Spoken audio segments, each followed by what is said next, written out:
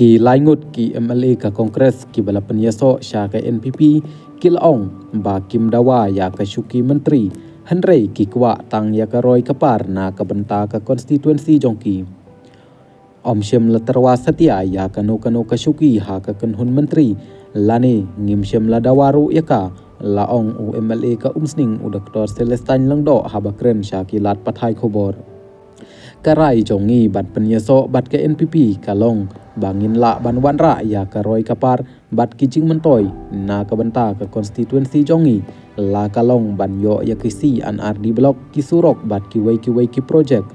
u menteri rangba ula penti kena yangi ula benrab u Dr. Langdo ula pensyairu ba ula leit na ka benta ka jing yalang ka balakhot da ka seng kongres ha ka khat hanru tarik bat ula yathu haki ba ukwa ban penyeso sya ka NPP na ka banta ka Roy Kapar jong ka umsning konstituensi u MLA ka Nongstony uba Gabriel Waklang ula ongru ba ka jing dawa ya ka syuki menteri kamjuk don Setia ha ka agenda jong u Henry ka bah khmat ka long ban syakri ya ki pat ba ka Nongstony konstituensi ka dai ka badang Sa'din ha bat ki pat ba ki long ki badup hadu kata-kata Kishania ha ka jing ti dewyong na ka benta ka jing im ngala kentu ya menteri rangba ba un ailat ya ka jing ti dewyong ban le kat kum ka an kum balong bat ki khar khana kup khnang ba ki pat ba kin yo kamai laong uwa lang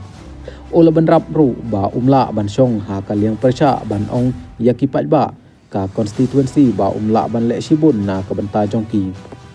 ngasnyau ba kadai ka jingkit klik jonga ban le ya ka baduna na ka benta ka Roy Kapar jong ka konstituensi jonga bat kata ka la ban long da ka badon ha ka liang sinsyar laong uwa lang kat ba u MLA ka mau hati uba Charles Marngar ulapan paru ba ka jing rong jong u sya ka NPP kalong ka jing mentoy na ka benta ka konstituensi jong u ha ka liang ka Roy Kapar